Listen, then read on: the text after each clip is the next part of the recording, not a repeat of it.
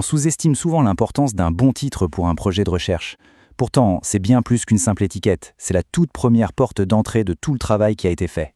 Et c'est là que tout se joue vraiment. Avant même de jeter un œil au résumé ou à la méthodologie, un évaluateur, un financeur ou même un collègue va lire le titre. Cette première impression est absolument décisive. Il faut que l'idée centrale du projet saute aux yeux, instantanément. Il faut imaginer le titre comme un gardien. Un bon titre invite à la lecture, il pique la curiosité, il suggère que le projet est pertinent. À l'inverse, un titre faible, il peut faire en sorte qu'un projet pourtant prometteur soit immédiatement mis de côté. L'enjeu est donc majeur. Alors, comment on fait pour construire un titre qui ouvre toutes les portes? En fait, tout repose sur 4 piliers, 4 règles essentielles pour bâtir une fondation bien solide. D'abord, la clarté. On doit comprendre de quoi il s'agit sans avoir besoin de lire autre chose. Ensuite, la précision. Il faut bannir les termes trop vagues, trop généraux. Puis vient la concision. Un bon titre est direct, droit au but. S'il est trop long, il perd tout son impact. Et enfin, évidemment, la cohérence. Le titre, c'est une promesse, et le contenu du projet doit absolument la tenir.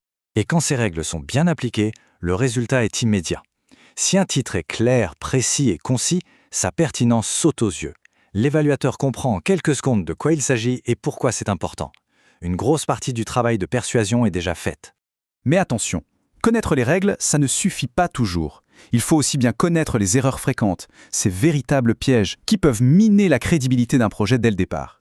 Le premier piège, c'est le titre trop général, du genre « Étude sur la gestion de l'eau en Afrique ».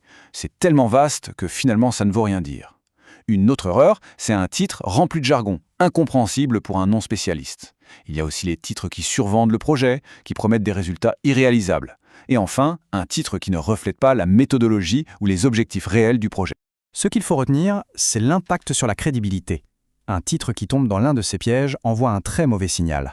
Il suggère un manque de rigueur ou une pensée un peu confuse. Et tout ça avant même que la première ligne du projet ait été lue. Pour rendre tout ça plus concret, rien ne vaut une petite démonstration. On va prendre un titre un peu faible et le transformer en un titre percutant en appliquant les principes qu'on vient de voir. Alors voici un titre typiquement vague, analyse des problématiques liées à l'eau en milieu urbain.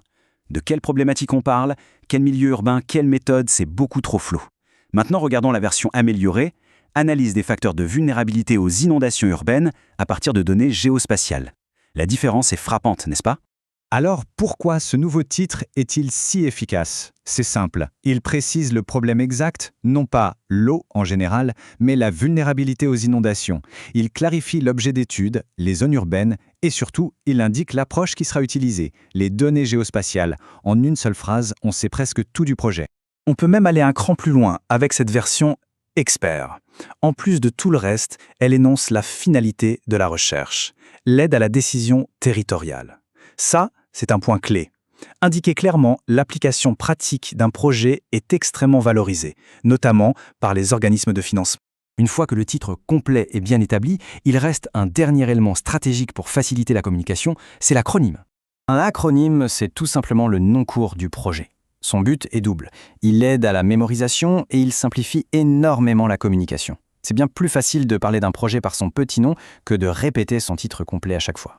Si on reprend notre titre de niveau expert, modélisation des risques d'inondation urbaine peut devenir MORIU. C'est court, facile à prononcer et c'est lié au thème. C'est un excellent exemple. Attention cependant, il ne faut pas chercher à créer un acronyme à tout prix si c'est artificiel ou trop compliqué. Il faut que ça vienne naturellement. Bon, pour conclure, quel est le message principal à retenir de tout ça?